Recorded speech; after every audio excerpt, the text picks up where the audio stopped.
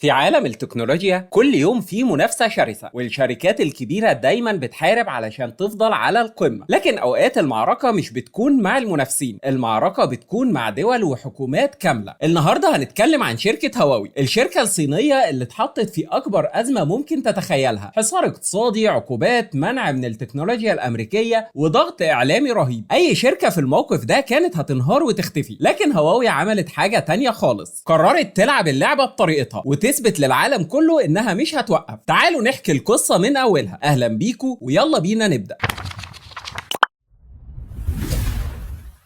الأحداث الكبيرة بتبدأ غالباً بخطوة صغيرة. سنة 2018 المخابرات الأمريكية بدأت تطلع تصريحات تحذيرية من استخدام أجهزة هواوي، وقالوا إن الشركة ممكن تكون أداة للتجسس لصالح الحكومة الصينية. الكلام ده كان بيستهدف سمعة الشركة، لكن اللي حصل بعدها كان أكبر. في مايو 2019 الحكومة الأمريكية أدرجت هواوي على ما يسمى بقائمة الكيانات المحظورة، وده معناه إن أي شركة أمريكية أو حتى شركة بتستخدم تكنولوجيا أمريكية ممنوع تتعامل مع هواوي إلا بتصريح خاص. وده ضرب في قلب نشاط الشركة، لأن المكونات الأساسية زي المعالجات وبعض الشرائح الإلكترونية وحتى السوفت وير زي نظام أندرويد بخدماته أغلبه أمريكي المصدر. ومن ساعتها والعالم كله كان مستني يشوف هواوي وهي بتتراجع وبتنهار، لكن المفاجأة إنها كانت لسه جاية.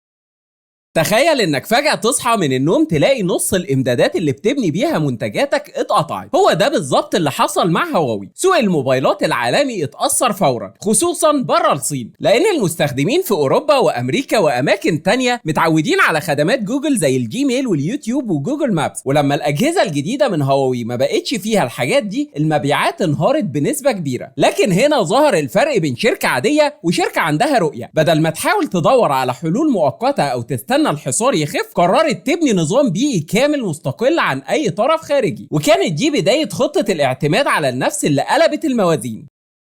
هواوي اشتغلت بسرية على مشروع كان في حساباتها من سنين، اللي هو نظام تشغيل خاص بيها. وفي 2019 اعلنوا عن هارموني او اس، وده عبارة عن نظام بيشتغل على الموبايلات والساعات الذكية والشاشات والاجهزة اللوحية. لكن التحدي الاكبر كان متجر التطبيقات، لان جوجل بلاي مش موجود. فهواوي بدأت توسع الاب جاليري، وده المتجر بتاعها، وتحاول تجذب المطورين انهم يضيفوا تطبيقاتهم عليه. وفي نفس الوقت عملوا بيتا سيرش وبيتا مابس كبدائل لمحرك البحث وخرائط جوجل، وكمان هواوي فيديو وهواوي ميوزك علشان ينافسوا اليوتيوب وسبوتيفاي. ورغم ان البدايات كانت صعبة وخاصة في الاسواق العالمية، الا انهم عرفوا يكسبوا جمهور في الصين واسيا وافريقيا، ودي كانت اول خطوة لخلق عالم كامل حوالين منتجاتهم. السوق الصيني كان الملاذ الآمن لهواوي. تخيل سوق فيه أكتر من 900 مليون مستخدم للموبايل، وأغلبهم مش بيعتمد على جوجل أساسا. ده بقى اللي خلى هواوي تقدر تبيع موبايلاتها بدون مشاكل، ومع دعم حكومي رهيب قدرت تحافظ على أرباحها. الحكومة الصينية كانت بتدعم الشركات المحلية بقوة وقت الأزمة، وده ظهر في العقود الضخمة اللي حصلت عليها هواوي لبناء شبكات الاتصالات في المدن الكبرى، وكمان في البنية التحتية للمناطق الصناعية. ده غير ان المستهلك الصيني بطبعه بيفضل المنتجات المحلية لما يحس ان فيه هجوم خارجي عليها، وده ساعد في رفع مبيعات الشركة جوه البلد بشكل كبير. لو في مجال هواوي متفوقة فيه على مستوى العالم، فهو هيكون معدات وشبكات ال 5G. قبل الحصار كانت الشركة متقدمة سنتين تقريبا على أقرب منافسيها في تكنولوجيا الجيل الخامس. وبعد الحصار ورغم الضغط الأمريكي على دول كتير عشان تمنع معدات هواوي، لسه في أسواق كتيرة بتعتمد عليهم لأن أسعارهم أقل وجودتهم عالية. هواوي ما اكتفتش بالموبايلات، ركزت على عقود البنية التحتية، وده مصدر دخل ثابت وقوي، وأحيانا أكبر بكتير من أرباح الموبايلات نفسها. شركات اتصالات في آسيا وإفريقيا وحتى بعض الدول الأوروبية لسه بتستخدم معداتهم بشكل واسع. بعيدا عن الموبايلات، هواوي دخلت في مجالات كتير بتأمن لها المستقبل، زي معدات الشبكات والاتصالات، وده العمود الفقري لشركات الاتصالات في دول كتير. والأجهزة القابلة للارتداء زي ساعات هواوي واتش اللي بطاريتها بتعيش أسابيع وبخامات هاردوير جبارة، وكمان سماعات فري بادز المنافسة لأبل، واللابتوبات والأجهزة اللوحية زي سلسلة ميت بوك اللي بقت منافس حقيقي في السوق. والذكاء الاصطناعي والحوسبة السحابية بيشتغلوا على منصات كلاود بتنافس أمازون وجوجل في أسواق معينة. والمفاجأة، السيارات الكهرباء الذكية عملوا شراكات مع شركات سيارات صينية لإضافة تقنيات القيادة الذاتية واختراعات لبطاريات فائقة الجودة وسرعة شحن رهيبة اتفوقت وعملت مبيعات رهيبة بالذات في آخر سنة. في 2023 المفاجأة الكبيرة كانت إطلاق سلسلة ميت 60 اللي جت بمعالج كيرن 9000 اس ومصنع بالكامل جوه الصين من غير أي تكنولوجيا أمريكية. ده مش بس كان إنجاز تقني، ده كان إعلان رسمي إن هواوي قدرت تبني سلسلة التوريد الخاصة بيها من الصفر. الموبايل ده عمل ضجة رهيبة في الصين والطلبات عليه فاقت التوقعات لدرجة إن بعض الإصدارات خلصت بسرعة، وده أثبت إنهم مش بس قادرين يكملوا لكن ممكن يرجعوا ينافسوا بقوة حتى في فئة الموبايلات الرائدة.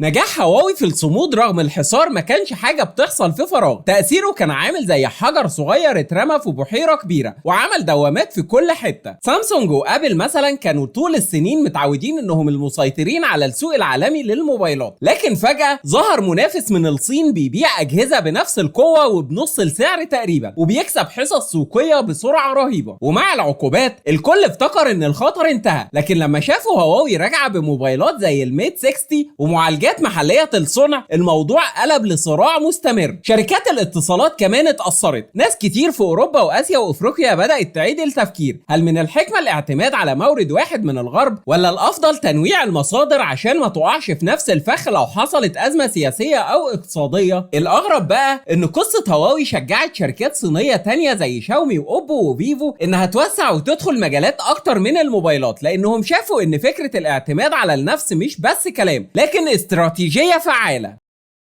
اللي بيميز هواوي عن شركات كتير انها مش بتركز على الارباح القصيرة المدى بس، لا دول عندهم خطة واضحة وطموحة ل10 و20 سنة قدام. دلوقتي هواوي مش بس بتفكر في موبايلات او لابتوبات، الشركة بقت شايفة نفسها جزء اساسي من البنية التحتية للعالم الرقمي. بيستثمروا مليارات الدولارات سنوية في البحث والتطوير، وده بيخليهم رواد مش بس في شبكات الجيل الخامس 5G لكن كمان في الجيل السادس 6G اللي بيقولوا عليه انه هيكون اسرع ب50 مرة من ال5G. والذكاء الاصطناعي برضو على رأس أولوياتهم، بيشتغلوا على خوارزميات وأنظمة معالجة بيانات ممكن تخلي هواوي منافس حقيقي لعمالقة زي جوجل ومايكروسوفت في مجالات زي الكلاود كومبيوتينج والتحليلات الضخمة. وحتى في الطاقة بيطوروا حلول لتشغيل أنظمة الاتصالات بالكامل بالطاقة النظيفة والمتجددة، وده مش بس بيديهم صورة الشركة الصديقة للبيئة لكنه كمان بيضمن ان شبكاتهم تشتغل حتى في أصعب الظروف. لو الخطة دي مشيت زي ما هم رسمين